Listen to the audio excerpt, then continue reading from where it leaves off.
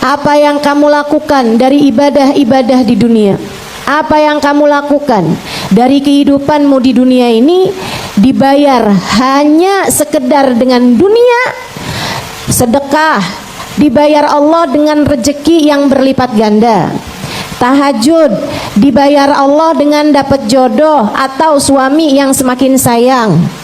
Misalnya puasa Senin Kemis hanya biar anak-anak diterima di sekolah-sekolah favorit misalnya.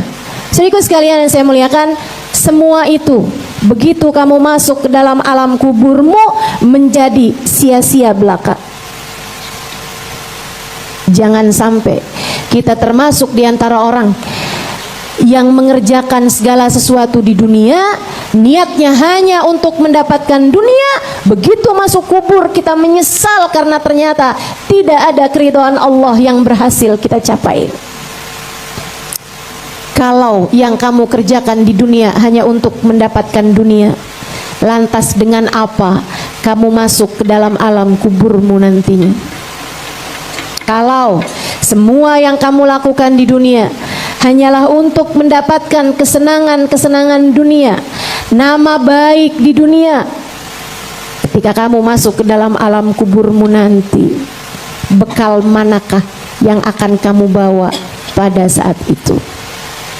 Yuk belajar buat kita jadikan jalan kehidupan kita, ujungnya, tujuannya, maksudnya adalah untuk meraih ridha Allah Subhanahu wa ta'ala. Insya.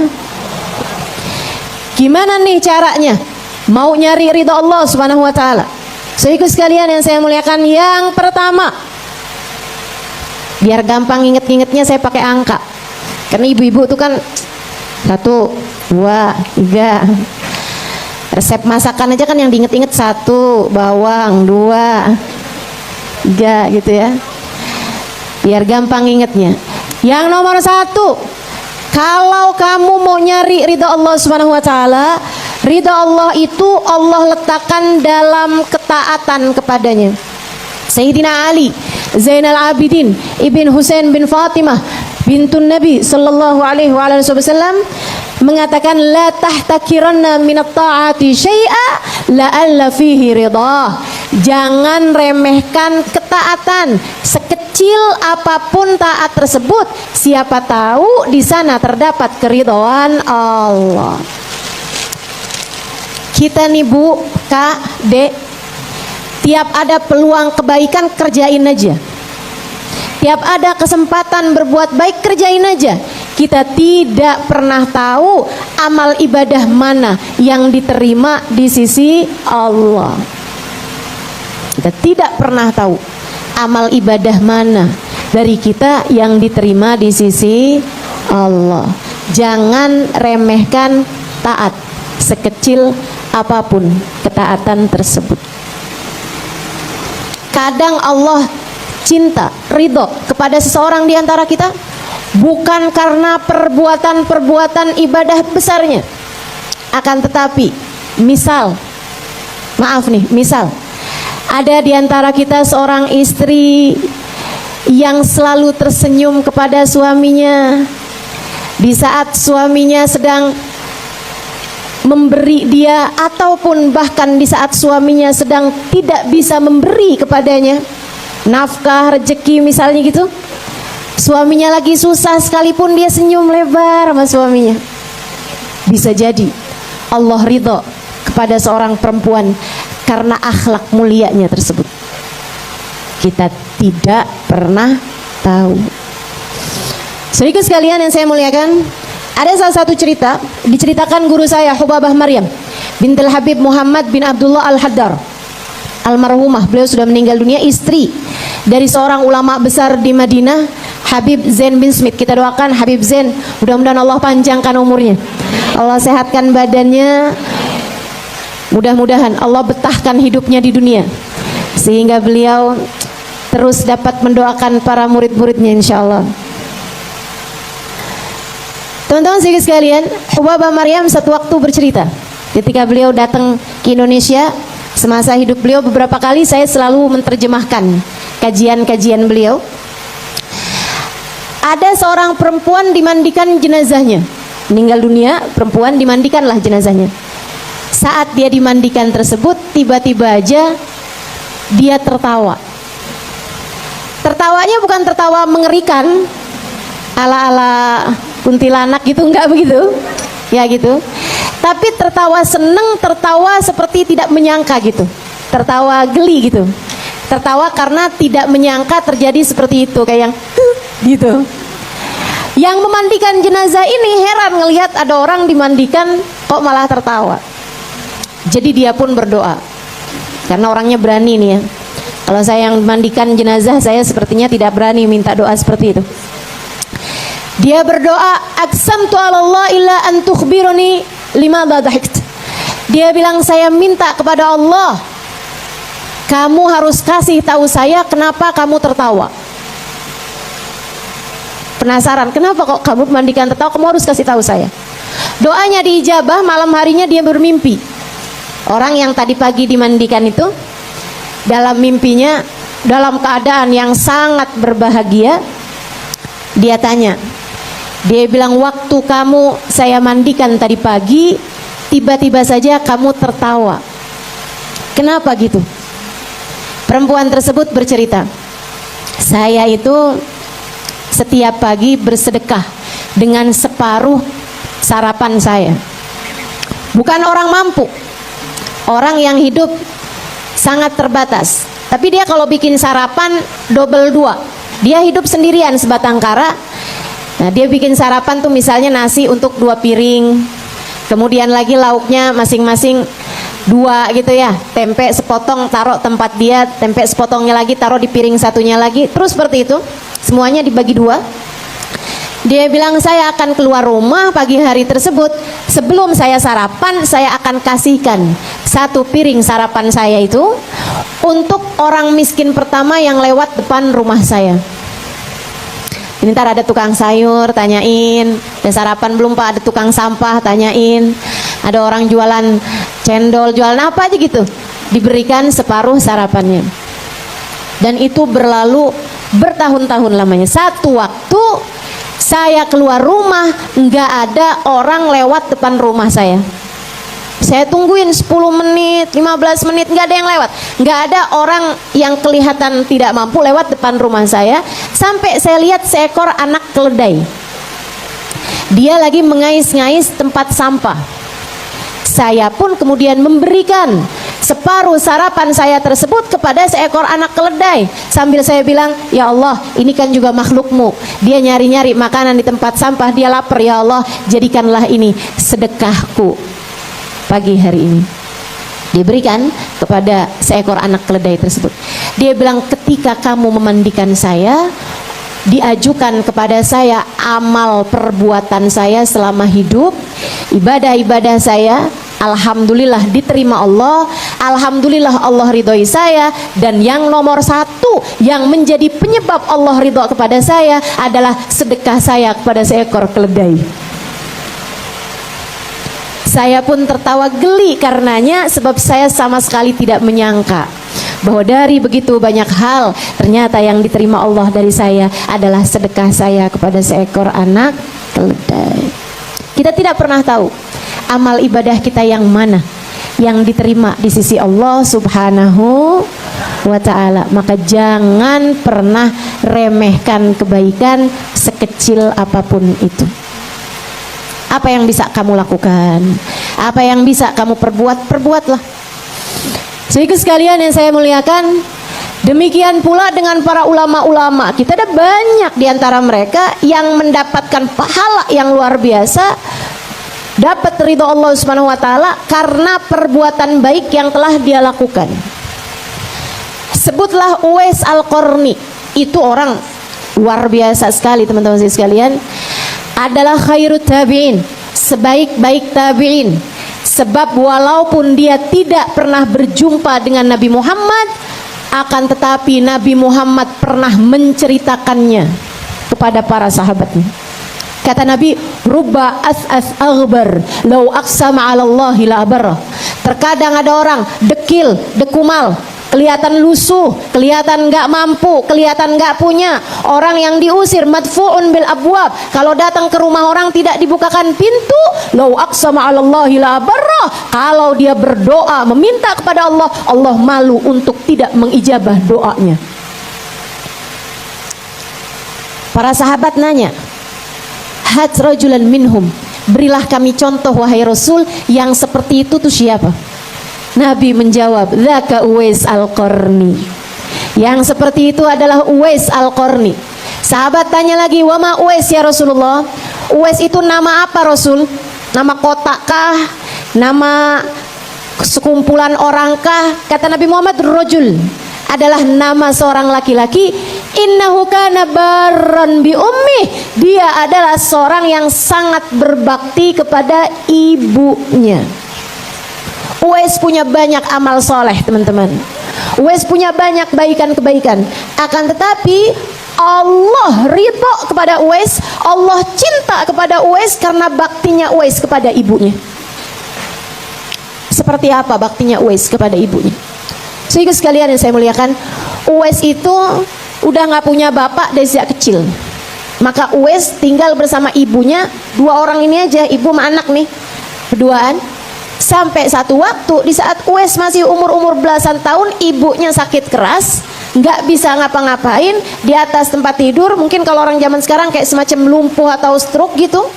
Sehingga sekalian, sehingga ibunda Uwais tidak mampu untuk pergi kemanapun. Dan di masa seperti itu, Uwais lah yang bekerja untuk ibunya, kemudian dia memasakkan untuk ibunya, dia mandikan ibunya, dia berduaan dengan ibunya, sholat berjamaah. Dia lakukan segala sesuatu untuk ibunya yang sudah tidak dapat mengerjakan hal apapun. Jadi sekalian, satu waktu datang perintah untuk haji. Ibunda Uwais yang sudah tidak bisa bergerak dari tempat tidurnya itu bilang sama Uwais, "Nak, ibu kepengen pergi haji." Uwais tersenyum kemudian berkata, "Marhaba." Baik ibu. Ibu-ibu sekalian saya muliakan, dari bulan haji itu sekitar 3 bulanan yang akan datang. Apa yang dilakukan Uwais? Uwais biasa mencari kayu bakar di hutan tiap hari. Begitu dengar ibundanya mau berangkat pergi haji, besoknya Uwais biasanya ngangkut kayu bakar itu dia bersama dengan keledainya. Tentu dia naik di atas keledainya biasanya. Tapi begitu ibunya bilang, "Nak, ibu mau pengen banget pergi haji." Uwais kemudian menggendong keledainya. Orang-orang ketika Uwais jalan, dia gendong keledai, orang-orang bilang, "Uwais gila nih. Sejak kapan keledai digendong orang? Biasanya pastinya keledai yang dinaiki orang, ini keledai dinaikkan di atas orang." Tapi Uwais nggak peduli, karena jelas tujuan Uwais. Apa yang dia lakukan pasti. Dari mulain dia sebentar aja bawa keledainya, ketika dia rasa berat dia turunkan keledainya, gantian dia naikin. Besokannya lagi, lama-lama semakin lama Uwais bisa bawa keledai. Dia berangkat, dia gendong keledainya, arah pulangnya baru keledainya yang dia naiki. Sampai kemudian jelang waktunya bulan haji, Uwais sudah mampu dari sejak awal keluar dari rumah, keledainya ada di atas punggungnya, dia nyari kayu bakar dan lain sebagainya, dia dapat kayu bakarnya, keledainya tetap ada di atas punggungnya, dia bawa, dia gendong dari berangkat sampai dia pulang. Sampai ketika datang musim haji, dia berkata kepada ibundanya, "Ibu, marilah saya akan siapkan segala perbekalanmu untuk berangkat pergi haji. Kita berangkat berdua, Bu. Punggung saya sudah kuat untuk membawa ibu dari berangkat hingga pulang dari haji." Maka berangkatlah Uwais Al-Qarni, saudaraku sekalian, pergi haji dengan ibundanya dalam gendongannya. Innahu kana barran bi ummi. Dia adalah seorang yang sangat berbakti kepada ibundanya. Itu sebabnya Allah meninggikan derajat Uwais dengan derajat yang sangat tinggi. Nabi Muhammad bahkan menyebutkan, idza sara ahlul jannah ilal jannah wa sara ahlun nar ilan nar. Apabila manusia udah dimasukkan ke dalam surga, yang ahli surga, yang ahli maksiat dimasukkan ke dalam neraka, yang kafir-kafir masukkan ke dalam neraka, Uwais, umiru bi Uwais ilan nar. Uwais diperintahkan untuk menuju ke neraka. Katanya orang baik. Kenapa datangnya ke neraka? Uwais ternyata datang ke neraka fayashfa, untuk memberi syafaat kepada ahli-ahli neraka. Dia pun mengeluarkan orang-orang dari neraka. Bukan Nabi, akan tetapi Allah Subhanahu wa taala memuliakan Uwais dengan derajat yang sangat tinggi hingga dapat menyelamatkan orang-orang dari dalam neraka yang memiliki hubungan, yang memiliki cinta, yang pernah mengirimkan suratul Fatihah kepada Uwais Al-Qarni, mungkin untuk disyafaati oleh Uwais Al-Qarni. Dari tingginya derajat Uwais Al-Qarni hingga sampai Nabi Muhammad mengatakan fayashfa bi'adadi qabilah Rabi'ah wa Mudar. Uwais pun menyelamatkan ribuan orang dari api neraka, dimasukkan ke dalam surga dengan syafaatnya. Ribuan orang, seperti bilangan qabilah Rabi'ah dan Mudar. Itu dua qabilah terbesar pada masa tersebut di negeri Arab. Teman-teman saudara sekalian yang saya muliakan, Uwais mendapatkan derajat setinggi itu innahu kana baron bi ummi, karena dia adalah seseorang yang berbakti kepada ibunya. Al-Fatihah ila ruhi Uwais Al-Qarni anna Allah yaghfir lahu wa yarhamuhu wa yu'li darajati fil jannah wa yanfa'una bi barakatihi wa asrarihi wa anwarihi wa ulumihi wa nafahatihi fid din wad dunya wal akhirah. Al-Fatihah. Ar-Rahmanir Rahim Maliki Yaumiddin. Iyyaka na'budu wa iyyaka nasta'in. Ihdinas siratal mustaqim.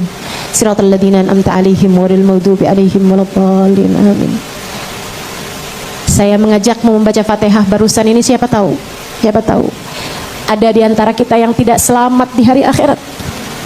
Siapa tahu saat itu Uwais kemudian menarik-nariki orang dari dalam api neraka. Jika saat tersebut ada di antara kita yang ada di dalam neraka, siapa tahu orang ini pernah bersama-sama membaca Fatihah untuk Uwais Al-Qarni saat majelisnya, sehingga Allah kemudian menjadikan Uwais pun menyelamatkan dirinya dari api neraka. Saudaraku sekalian yang saya muliakan, kita tidak pernah tahu amal ibadah kita yang mana yang akan membuat Allah ridho kepada kita. Maka terhadap segala peluang kebaikan, ikutlah, ambillah, pergunakanlah kesempatan tersebut. Ada majelis, dihadiri. Ada orang susah, dibantu. Ada yang sedang kelaparan, diberi makan. Ada yang sedang kehausan, diberi minum.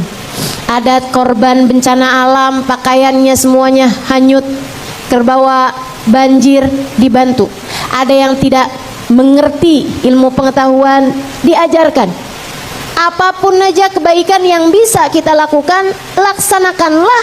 Kita tidak pernah tahu, siapa tahu pada satu kebaikan tersebut Allah kemudian ridho padamu dan memasukkanmu ke dalam surganya. Kita tidak pernah tahu. Ini juga untuk kita menilai orang lain juga begitu. Walaupun kamu lihat ada seseorang pelaku dosa sekalipun, jangan pernah merasa yakin, wih pasti neraka tuh orang. Belum tentu. Kita nggak pernah tahu. Mungkin ada dari perbuatan-perbuatannya yang membuat Allah ridho padanya. Kita nggak pernah tahu. Kita tidak pernah tahu. Maka mari cari ridho Allah Subhanahu wa taala pada jalan taat kepada Allah Subhanahu wa taala dan pada kita meninggalkan kemaksiatan dan dosa-dosa. Saudaraku sekalian, Allah letakkan ridhonya ada pada jalan taatmu pada Allah Subhanahu wa taala, baik taat secara langsung pada Allah, sholat, puasa misalnya, ataupun taat yang secara sosial, taat kepada Allah berupa kebaikan yang kita lakukan kepada orang lain, bahkan sekedar sekecil senyuman yang kita senyumkan untuk suami kita, untuk anak-anak kita, untuk saudara-saudari kita, kita tidak pernah tahu. Siapa tahu itu adalah hal yang membawa kita kepada keridhaan Allah Subhanahu wa ta'ala. Saudaraku sekalian yang saya muliakan, baginda kita Nabi besar Muhammad, seseorang yang ibadahnya luar biasa, seseorang yang jihadnya luar biasa, seseorang yang dakwahnya luar biasa, perjuangannya luar biasa. Akan tetapi Allah Subhanahu wa ta'ala ridha, cinta kepada Nabi Muhammad bukan karena hal-hal yang tadi telah saya sebutkan, melainkan karena wa innaka la'ala khuluqin azim, sungguh engkau wahai Nabi Muhammad berada di atas budi pekerti yang mulia. Maka jangan remehkan kebaikan sekecil apapun. Kita tidak pernah tahu ibadah kita yang mana yang diterima oleh Allah, kebaikan kita yang mana yang membuat Allah Subhanahu wa ta'ala ridha kepada kita. Insya Allah. Itu yang nomor satu.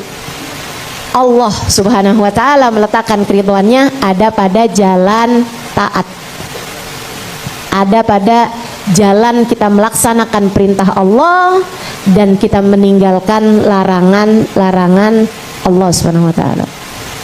Saudaraku sekalian yang saya muliakan, yang kedua, kalau kamu ingin mendapatkan keridhaan Allah Subhanahu wa ta'ala, maka pakailah posisi yang Allah telah memposisikan kamu di dalamnya sebagai caramu mendapatkan keridhaan Allah Subhanahu wa ta'ala lewat dirinya.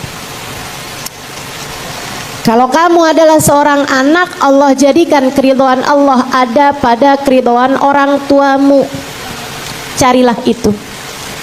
Bahkan memandang wajah ibu lebih Allah sukai daripada saat dirimu memandang Ka'bah.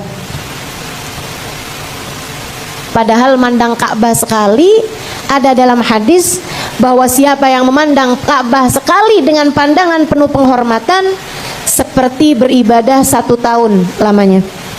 Siam naharaha wa qiyam lailaha. Siangnya dipakai buat puasa, malamnya dipakai buat sholat malam. Setahun. Itu pahala untuk orang yang ngelihat Ka'bah sekali.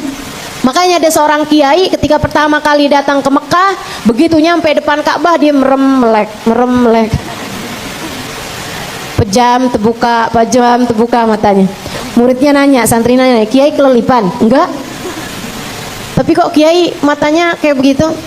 Dia bilang, "Biar dihitung banyakan, Nak." Karena siapa yang memandang sekali seperti ibadah 1 tahun, saya mau Allah Subhanahu wa ta'ala menghitung banyak ibadah dari saya. 1 tahun, 2 tahun, 3 tahun, 4 tahun gitu. Untukmu yang masih pada punya ibu, tak perlu jauh-jauh ke Mekah. Pandangilah wajah ibumu dengan pandangan penuh cinta. Pandangilah wajah ibumu dengan pandangan penuh sayang. Pada mereka terdapat ridha Allah Subhanahu wa ta'ala. Bahkan surga Allah letakkan di bawah telapak kaki mereka. Ibu saya meninggal dunia November tahun lalu. 6 bulan, 7 bulan saya sudah ditinggal oleh ibu saya. Saya sudah tua, teman-teman. Tapi seorang anak nggak pernah punya waktu yang pas untuk ditinggalkan orang tuanya.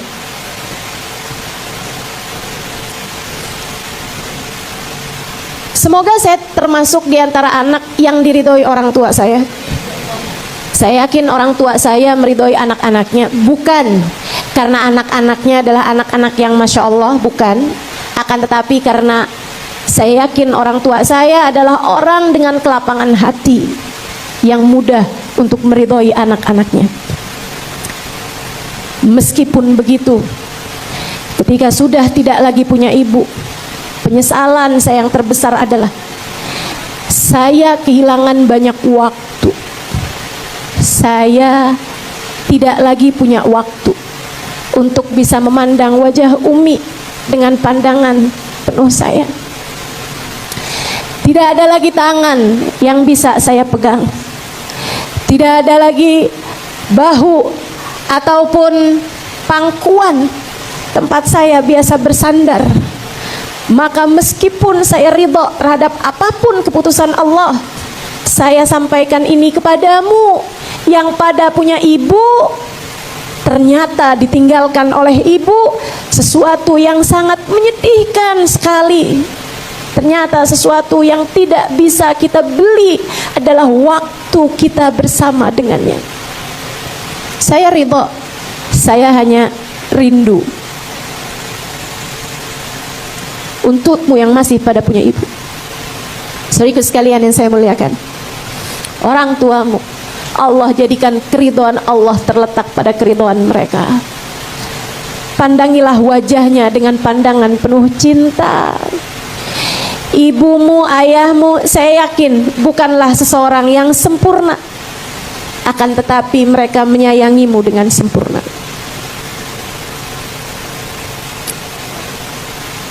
Seorang yang dengan tulus mendoakan anak-anaknya, bahkan bisa jadi namamu disebut lebih dulu dari saat beliau mendoakan dirinya sendiri.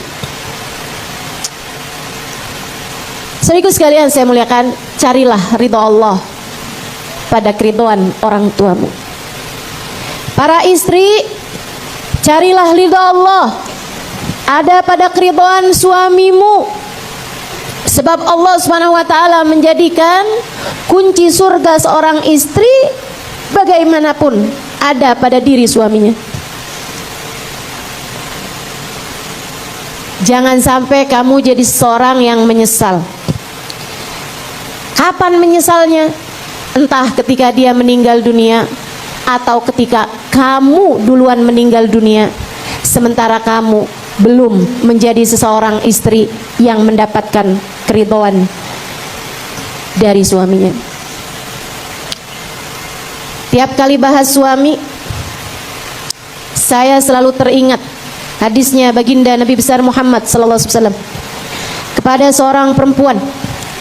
Ketika perempuan tersebut datang kepada baginda kita Nabi Muhammad untuk bertanya beberapa permasalahan fikih, Nabi Muhammad pun menjawabnya. Sesudah selesai dijawab sama Nabi, Nabi tanya sama dia, "Amutazawwijah anti?" Apakah kamu adalah seorang perempuan yang sudah menikah? Dia menjawab, "Bala ya Rasulullah, ini imra'atu fulan ibn fulan." Betul wahai Rasul, saya adalah istrinya fulan bin fulan. Nabi bertanya kembali, "Kaifa anti bih?" Bagaimana kamu memperlakukan suamimu? Bagaimana kamu memperlakukan suamimu? Nabi Muhammad bertanya, sebab Nabi Muhammad adalah guru terbesar kita dalam kehidupan. Nabi Muhammad bertanya, sebab Nabi Muhammad adalah Al-Abul Akbar, kata Habib Ali Habsyi tadi di dalam kitab Simtud Durar, yang doa tadi itu Al-Abul Akbar.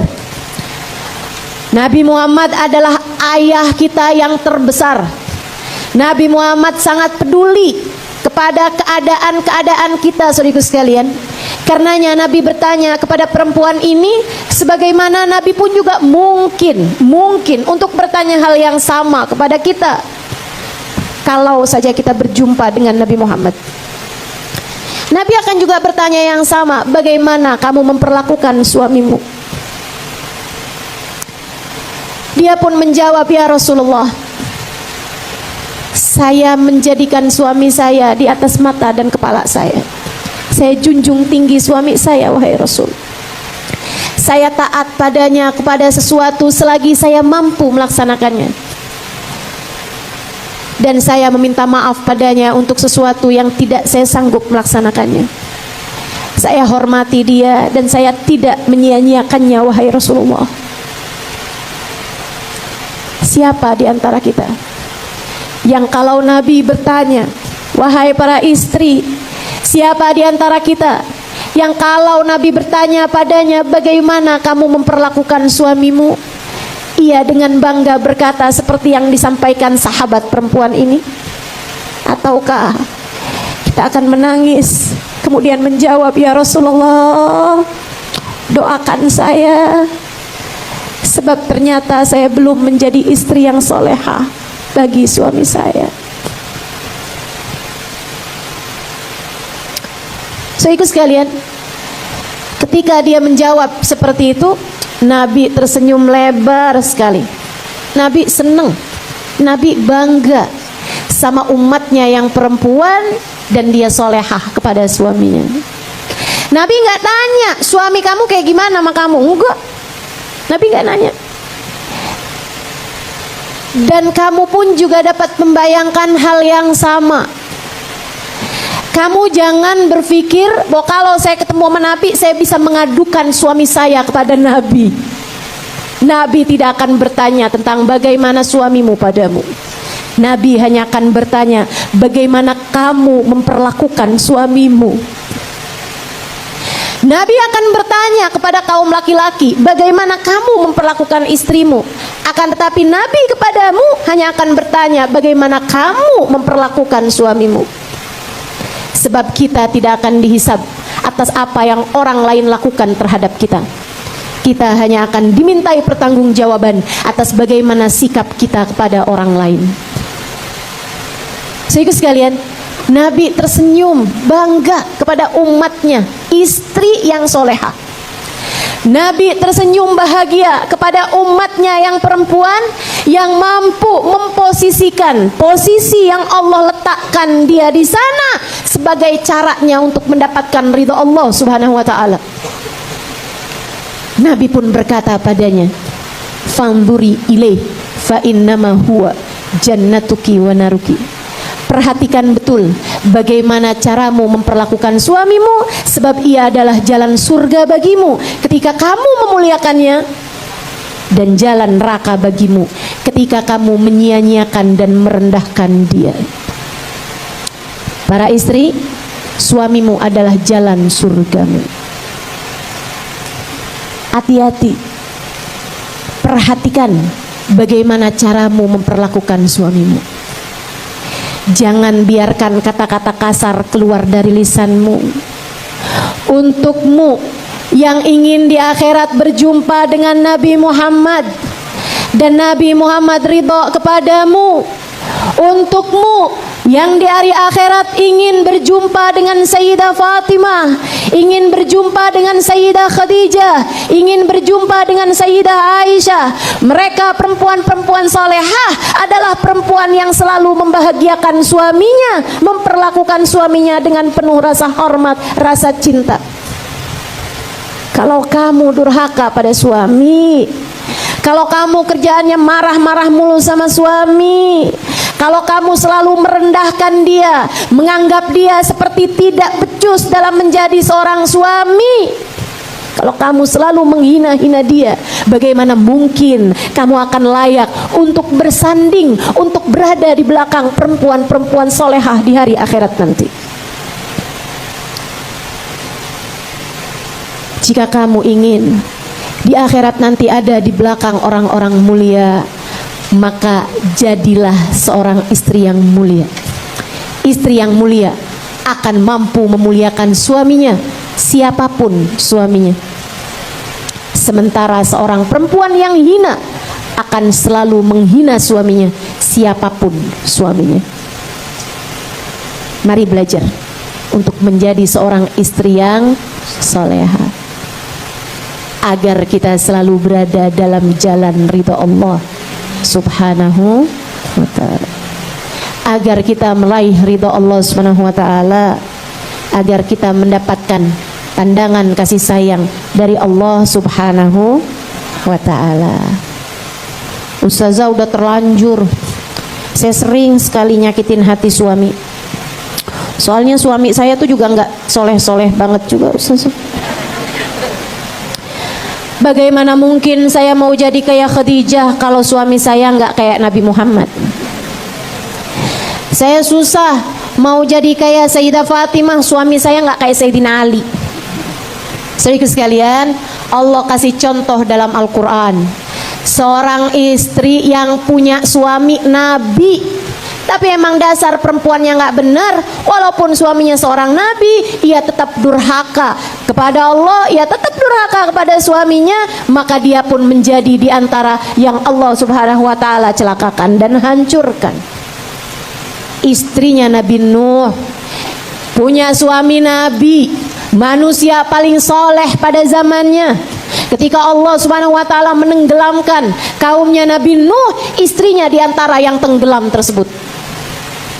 Posisinya sebagai seorang istri seorang nabi tidak dapat menyelamatkannya karena dia bukanlah seorang istri yang soleha. Padahal suaminya nabi loh. Emang dasar perempuan hina ya hina aja biarpun suaminya mulia juga. Sebaliknya, Allah kasih contoh seorang perempuan mulia punya suami orang yang paling hina.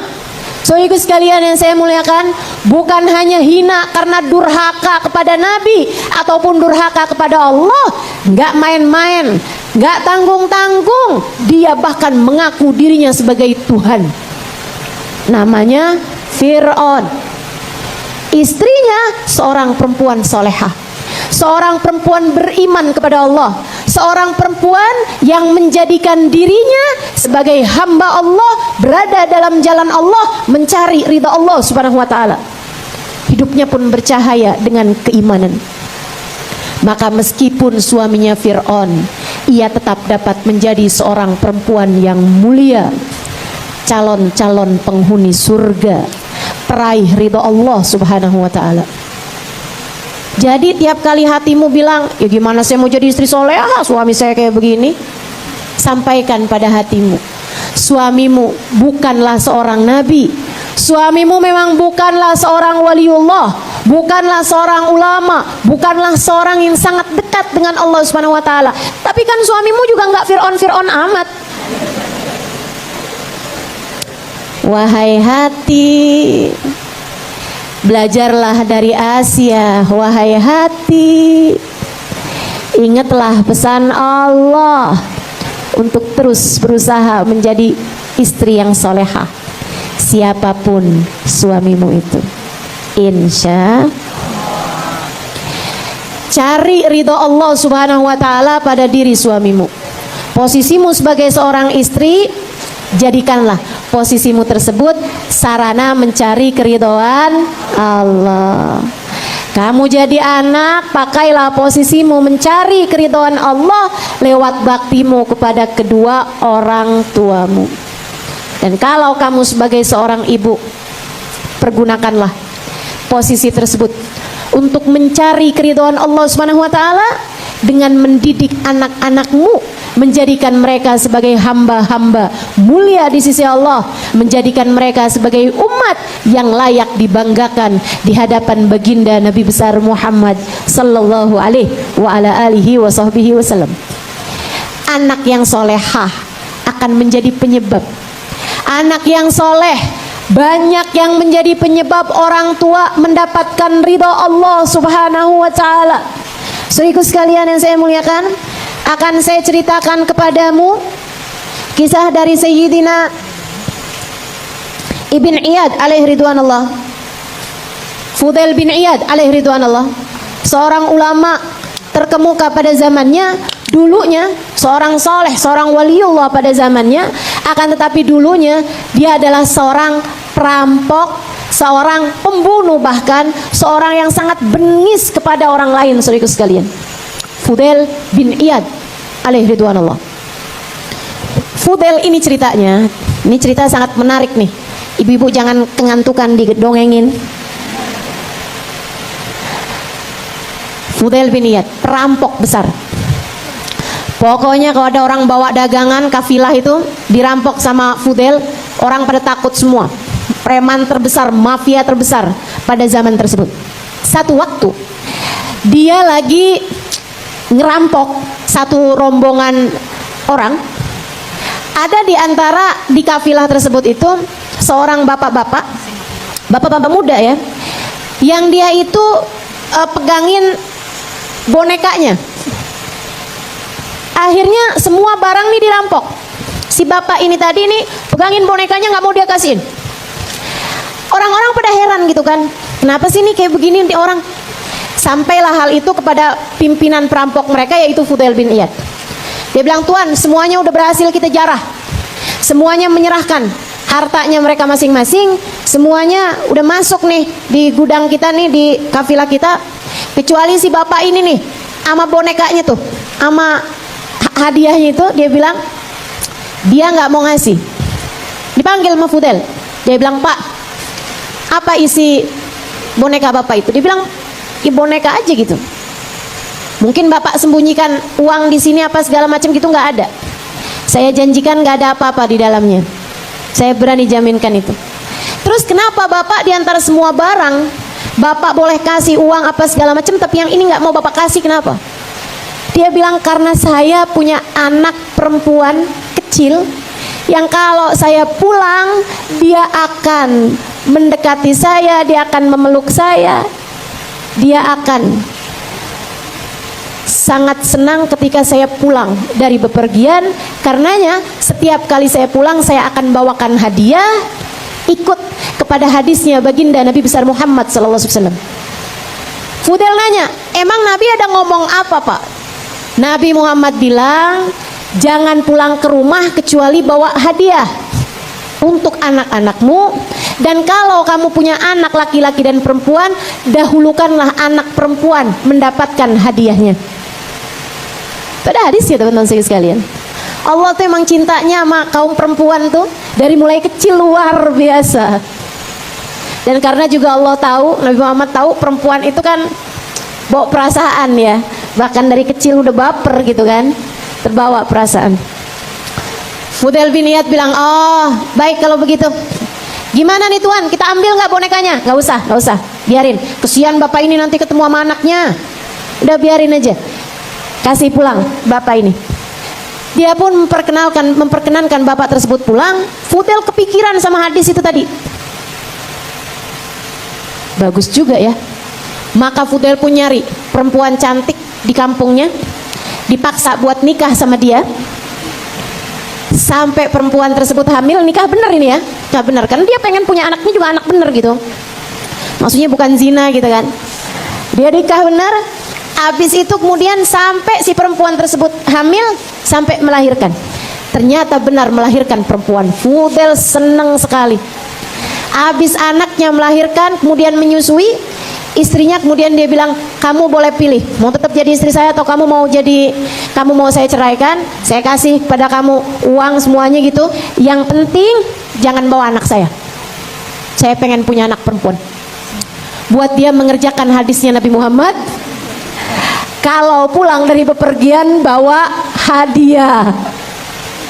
Dari semua perintah-perintah Allah dia tinggalkan, hanya satu aja yang dia pegang, yaitu menyayangi seorang anak perempuan. Perempuan tersebut istrinya kemudian pergi meninggalkan dia. Yang gak betah juga ya punya suami preman. Dia pun tinggal bersama dengan anaknya. Dari sejak anaknya umur 2 tahunan, udah ibunya selesai menyusui, dia selalu bersama dengan anaknya. Dia pergi merampok kemana, akan tetapi yang dibayangkan selalu adalah putrinya. Maka dia pun pulang ke rumahnya, dia akan pelukin putrinya, dia akan ciumin putrinya, dia akan sayangi putrinya. Dia berusaha mencurahkan semua kasih sayang yang dia punya kepada putrinya. Fudel tidak pernah tahu, setiap kali Fudel pergi nih, ketika anaknya umur 5 tahun, 6 tahun, yang di dalam rumah ada kayak semacam pembantu di dalam rumah yang mengurusi anaknya tersebut, itu mengajarkan kepada anak perempuan ini, anak perempuannya Fudel, caranya sholat, caranya baca Quran. Sampai anak perempuannya Fudel bin Iyad, walaupun bapaknya seorang perampok hebat, akan tetapi anaknya sholat, Quran, sholawatan sama Nabi Muhammad Sallallahu Alaihi Wasallam. Setiap hari sang anak nggak pernah tinggal sholat, meskipun bapaknya adalah seorang yang seperti itu, sampai satu waktu. Saudaraku sekalian yang saya muliakan, ketika anak tersebut berusia 9-10 tahunan, anak ini jatuh sakit.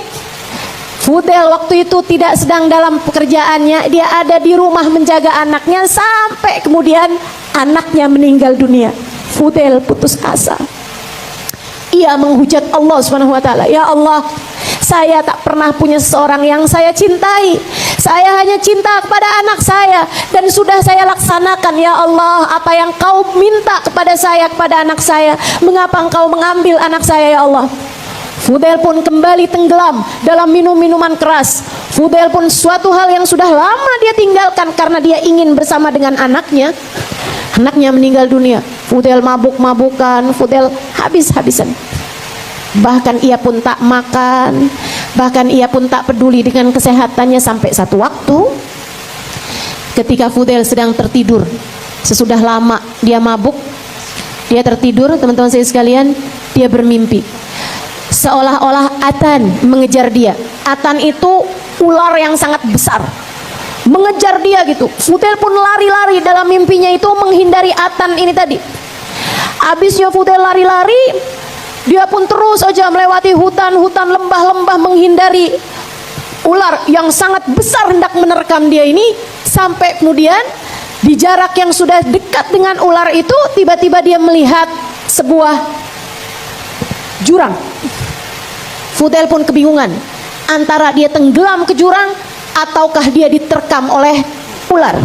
Saat itu dia melihat putrinya. Putrinya berkata, "Ayah, tahukah ayah ular itu apa?" "Apa nak?" "Ular itu adalah dosa-dosa ayah yang esok atau lusa akan segera menerkammu jika engkau wahai ayah tidak segera bertaubat kepada Allah Subhanahu wa taala." "Ayah, tahukah ayah apa jurang itu?" "Apa itu nak?" "Itu adalah jurang kematian ya. Ayah dapat kapan waktu aja tenggelam di dalam jurang tersebut, tergelincir dalam jurang tersebut dan ayah pun meninggal dunia. Ya, kalau tidak sekarang kapan lagi? Ayah, ayolah ya, taubat sama Allah ya. Taubat sama Allah ya, saya sayang sama ayah.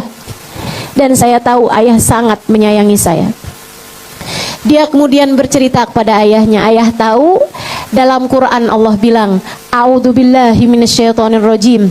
Alam ya'ni lilladzina amanu an takhsha'a qulubuhum lidzikrillahi wa ma nazzala minal haqq." Tidakkah datang waktunya bagi orang yang beriman untuk khusyuk hati mereka mengingat Allah dan mengingat apa yang Allah turunkan dalam Al-Quran. Ayah, sudah tiba waktumu untuk segera kembali ke jalan Allah. Aku menunggumu ya di surga Allah. Aku menunggumu ya dalam keridhaan Allah. Bertaubatlah segera ya, agar kita dapat bersama-sama ketika datang ajal menjemputmu nantinya. Sang ayah sempat nanya, "Kamu pernah belajar Quran nak?" "Iya ya, saya bisa baca Quran, saya hafal banyak dari ayat-ayat Al-Quran." "Ayahku sayang, segeralah bertaubat pada Allah." Fudail bangun dari tidurnya. Kemudian saat itu juga Fudail mendengar suara ayat Al-Quran yang sama dibacakan sama tetangganya yang sedang bangun malam dan membaca Al-Quran. Tetangganya tersebut membaca pas di ayat yang sama sambil diulang-ulang. "Alam ya'ni lilladzina amanu an takhsha'a qulubuhum lidzikrillahi wa ma nazala minal haqq. Alam ya'ni lilladzina amanu an takhsha'a qulubuhum lidzikrillahi wa ma nazala minal haqq." Fudail ketika mendengar itu, ia segera terbangun dari tidurnya. Kemudian ia berkata, al-ana ya Rabb, al-ana ya Rabb. Iya ya Allah, sudah datang waktunya ya Allah. Sudah datang waktunya sekarang juga ya Allah, sekarang juga. Aku akan menghusyukkan hatiku untukmu ya Allah. Sekarang saya bertaubat ya Allah, sebab saya ingin dapat bersama dengan anak perempuan saya kembali sesudah saat kematian saya. Ia pun segera mandi taubat. Hari itu juga ia bertaubat pada Allah Subhanahu wa taala. Ia memperbaiki kehidupannya, ia meninggalkan dunianya, ia sungguh-sungguh taubatnya kepada Allah sehingga ia pun dipilih Allah Subhanahu wa taala untuk menjadi salah satu dari wali-walinya Allah Subhanahu wa taala yang hidup pada zaman tersebut. Jadi sekalian saya muliakan, Fudail bin Iyad Allah selamatkan karena cintanya kepada anaknya, kasih sayang yang dia punya untuk anak-anaknya. Makanya Bu, yang pada punya anak, jangan kamu pikir kamu harus jadi perempuan yang keras, Jangan kamu pikir kamu harus jadi perempuan yang bisa mendisiplinkan anakmu untuk kamu mendapatkan keridhaan Allah Subhanahu wa taala. Sampai susah senyum sama anaknya. Anaknya tiap kali lihat ibunya selalu aja isinya perintah-perintah. Udah belajar belum? Udah sholat belum? Cepetan sholat. Neraka kamu. Mau dapat ridhonya Allah tuh adem. Kasih sayangnya Allah itu damai. Kamu baru akan mendapatkannya ketika kamu dapat memberikan ketenangan, kedamaian, kebahagiaan, rasa adem di hati anak-anakmu dan orang-orang di sekelilingmu. Yuk, belajar buat jadi seorang perempuan yang dapat menyayangi anak-anaknya dengan cara yang terbaik.